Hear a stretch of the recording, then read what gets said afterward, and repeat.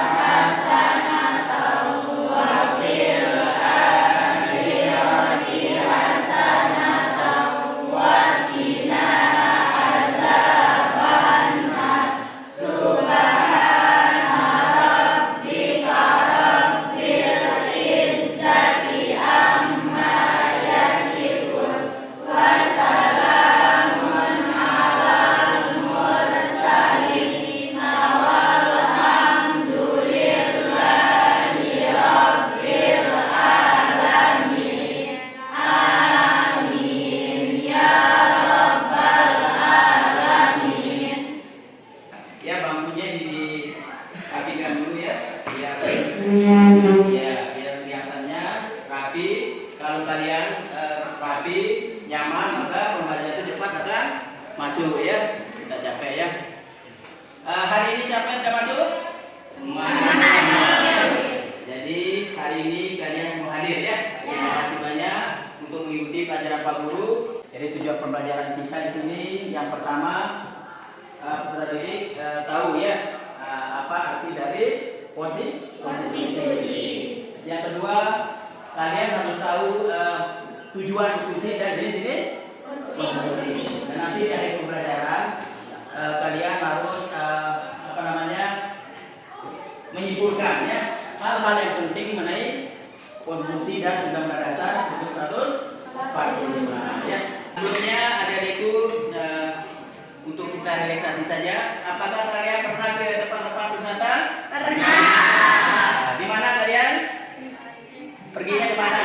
Sembalun. Ya, ke Sembalun ya. Terutama di desa ini banyak orang pergi ke Sembalun ya. Bagaimana di Sembalun? Indah enggak? Indah. Menyenangkan? Menyenangkan. Ya. Nah, di sini ada itu di tempat-tempat wisata ini banyak ya, terutama di daerah kita. Ada Sembalun, ada Pal Jepang juga di sini ya. Ada kebun raya ya. Nah, di sini bisa kita berekreasi untuk menghilangkan penat-penat yang ada di pemikiran kita ya, supaya kita segar kembali untuk menerima pelajaran ya. Masih semangat? Masih. Baik anak-anakku, sebelumnya kita akan lihat dulu poin yang Pak Guru buat. Jadi setiap negara itu harus mempunyai aturan konstitusi ya. Jadi kalau setiap negara tidak mempunyai undang-undang ya atau aturan, maka hidupnya akan bagaimana? Tidak teratur ya. Hidupnya tidak teratur. Kayak orang yang di suatu rumah tangga dia tidak mempunyai aturan, maka semua orang akan masuk ya. Ya akan kacau ya. Begitu juga suatu negara ya. Jadi makanya perlu adanya konstitusi. Perlu lanjutkan lagi.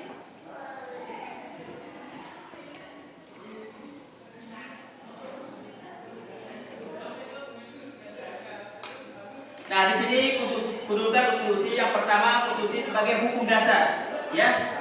Jadi konstitusi itu adalah hukum yang utama ya. Yaitu semua dasarnya adalah Undang-Undang Dasar 1945 ya.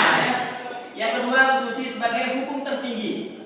Nah, jadi Undang-Undang Dasar itu adalah hukum yang sangat tinggi. Jadi semua aturan-aturan yang terapkan di Indonesia itu berlandaskan kepada hukum Undang-Undang Dasar 1945. Ya, ini termasuk juga tokoh-tokoh yang merumuskan terbentuknya Undang-Undang Dasar 1945 ya.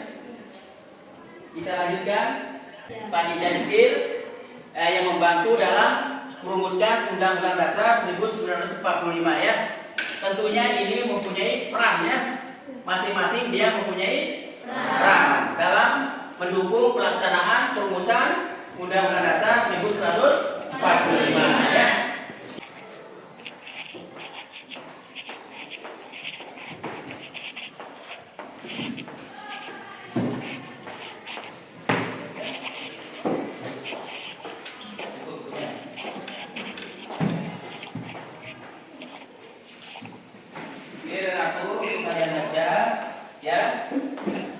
Untuk mencari masalah-masalah yang ada ya. Silakan kalian baca dulu, dibuka bab 2-nya. Kita lanjutkan dengan pembuatan kelompok ya.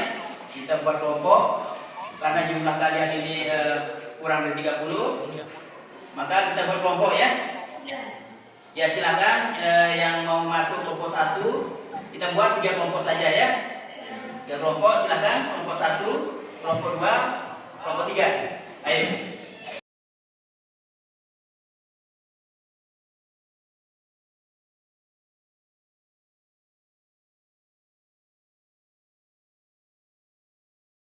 Silakan, masalah apa yang kita angkat di sini? Silakan. Ya, ayo silakan. Masalah-masalah yang kita angkat dalam materi pelajaran ini. Silakan. Panitia dan atau yang melatar belakangi terciptanya perumusan Undang-Undang Dasar 1945. Ya, di sini masalah yang kita angkat adalah peran daripada tokoh-tokoh perumus Undang-Undang Dasar 45 dan apa yang melatar belakangi perumusan Undang-Undang Dasar 1945 ya. Silakan kalian kerjakan kerjasama sama kelompoknya untuk mengatasi masalah yang akan kita selesaikan ya. Silakan ya.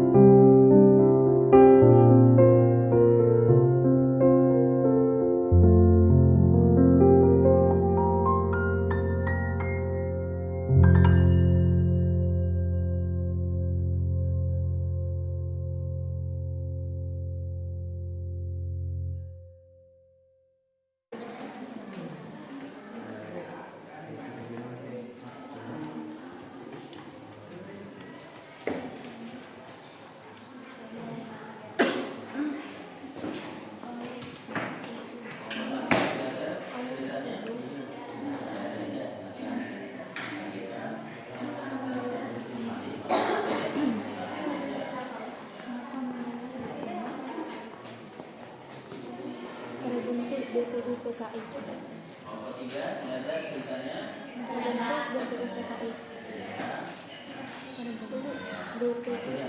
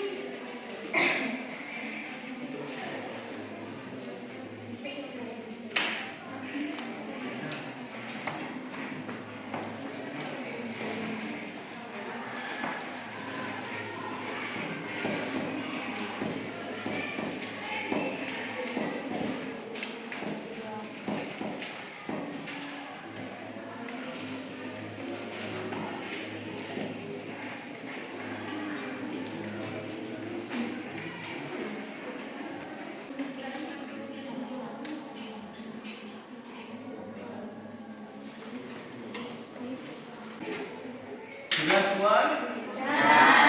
Ya, jadi kalau sudah selesai, kita akan lakukan presentasi ya.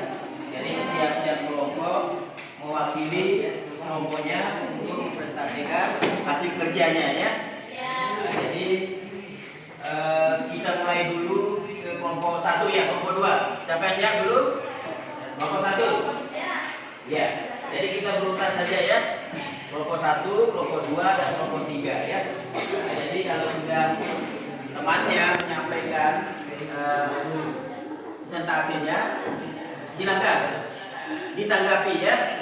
Nah, kira-kira apa yang ada kekurangan temannya bisa disampaikan atau bertanya kepada temannya yang melakukan presentasi ya. Assalamualaikum warahmatullahi wabarakatuh. Waalaikumsalam warahmatullahi wabarakatuh. Baik, di sini saya akan menyampaikan hasil diskusi kelompok kami.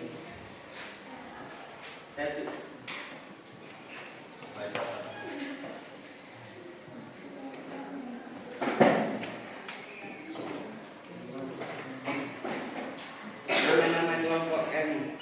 Ya. 1. Patiran Mandaga. 2. Jihadul Khair. 3. Ahmad Farid Azwardi. 4. Adrian Saputra. 5. Dania Sari Ayu. 6. Rita Rubiani. 7. Eva Yumina. 8. Era Fazira. Soal yang pertama, carilah nama-nama tokoh di bawah ini dan apa peran masing-masing. 1. Nama tokoh Dupomo. Peran Ketua Panitia sekaligus sebagai perumus aturan hukum dan perancang dan penyempurnaan naskah Undang-Undang 1945. 2. Bongsun Negoro. Peran mengulas pasal 4 ayat 2 tentang kepemimpinan presiden. 3. Subarjo. Peran dia mengusulkan alinea pertama proklamasi kemerdekaan. Soal yang kedua, apa yang melatar belakangi perumusan Undang-Undang 1945? Yang melatar belakangi perumusan Undang-Undang 1945 terjadi karena dampak dari kekalahan Jepang dari sekutu pada Perang Dunia Kedua, di mana Jepang memberikan janji kemerdekaan untuk menarik simpati bangsa Indonesia agar bersedia membantu Jepang terdesak dan terancam oleh sekutu, maka mulailah terbentuknya BPUPKI. Ya, jadi itu hasil kelompok ya, kelompok 1. Silakan ditanggapi kelompok yang lain atau memberikan masukan kepada kelompok 1 tentang hasilnya. Silakan kelompok 2. Silakan. Ya. Kita kan tahu bahwa konstitusi di Indonesia itu adalah Undang-Undang Dasar 1945 yang dirumuskan oleh para tokoh sejak sebelum bahkan sesudah kemerdekaan. Nah, pertanyaan saya di sini, mengapa setelah kemerdekaan itu sangat diperlukan konstitusi berupa Undang-Undang Dasar 1945 di Indonesia ini? Saya dijawab ya. Iya. Ya, silakan ya dijawab. Ya, apa menurut kalian konstitusi, kenapa perlu konstitusi di wilayah Indonesia ini ya? Nah, itu pertanyaannya. Silakan. Kenapa perlu? Ayo. Dengan konstitusi dapat membatasi kekuasaan negara dan menjamin hak-hak asasi warga negara. Iya. Jadi di sini kesimpulannya alinya adalah dapat membatasi kekuasaan negara ya. Nah, maksudnya di sini, jadi dengan membatasi kekuasaan negara berarti hak-hak ya daripada warga negara dapat terjamin. Ya, silakan berikan aplaus kepada temannya. Ada yang lain juga? Ya, kalau tidak ada silakan kelompok 1 untuk duduk. Ya. Sekian dari presentasi dari kelompok kami. Assalamualaikum warahmatullahi wabarakatuh. Waalaikumsalam warahmatullahi wabarakatuh. Ya, jadi silakan kelompok 2. Siapa yang mau pilih kelompoknya? Ya. Assalamualaikum warahmatullahi wabarakatuh. Waalaikumsalam warahmatullahi wabarakatuh. Saya mewakili kelompok 2 ingin mempresentasikan hasil diskusi diskusi kami tentang perumusan undang-undang peran tokoh. Nama tokoh A.A. Marlis. Perannya, tugasnya masuk dalam panitia perancangan ekonomi dan keuangan. Panji Sidi. Perannya menyusun pembukaan dan batang tubuh Undang-Undang Dasar 1945. Apa yang melatar belakangi perumusan Undang-Undang Dasar 1945? Yang melatar belakangi perumusan Undang-Undang 1945 terjadi karena dampak dan kekalahan Jepang dan Sekutu pada Perang Dunia Kedua, di mana Jepang memberikan janji kemerdekaan untuk menarik simpati bangsa Indonesia agar bersedia membantu Jepang karena Jepang tersedak dengan terancam oleh Sekutu. Maka mulailah di sini terbentuk BPUPKI, Badan Penyelidik Usaha Persiapan Kemerdekaan Indonesia. Baik, dari audiens, maka adakah yang mau bertanya tentang hasil diskusi kami? Silakan ya. Ya, proposal 1. Mengapa konstitusi sangat dibutuhkan dalam negara? Ya, silakan. Kenapa konstitusi sangat dibutuhkan ya? Dengan adanya konstitusi, maka kehidupan warga negara akan menjadi aman, tertib, dan menjamin hak-hak warga negara. Ya, jadi dengan adanya konstitusi akan dapat menjamin hak-hak warga negara. Ya. Nah, makanya bagus sekali, berikan aplaus pada proposal. Demikian hasil diskusi kami dari Komisi 2. Wabillahi taufiq wal hidayah. Wassalamualaikum warahmatullahi wabarakatuh. Waalaikumsalam warahmatullahi wabarakatuh. Nah, jadi kita sudah selesai melakukan presentase. Jadi kalian sudah menyampaikan hasilnya tiap kelompok. Tentunya di sini kita akan simpulkan ya. Kita simpulkan masing-masing kelompok tentunya akan berbeda hasil kesimpulannya tentang konstitusi ini. Kita mulai saja dengan kelompok 1 ya, menyimpulkan. Silakan. Apa kesimpulan dari pembelajaran kita pada hari ini?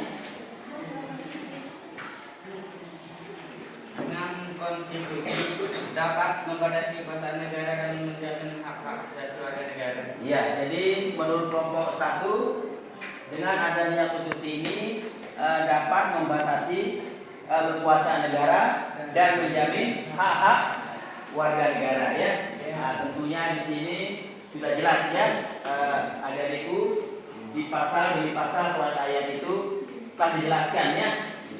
Contohnya misalnya pasal 33 itu tentang ekonominya. Nah, jadi dia mengatur perekonomian kita.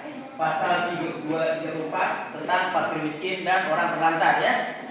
Nah, lagi pasal 29 itu tentang kebebasan memeluk agama ya. Nah, jadi di sini sudah jelas tujuannya adalah untuk memberikan rasa kenyamanan ya dengan adanya konstitusi ya. Nah, terima kasih banyak. Jadi dari proses pembelajaran ini kira-kira apa yang paling Anda pahami di dalam pembelajaran ini? Ya, silakan.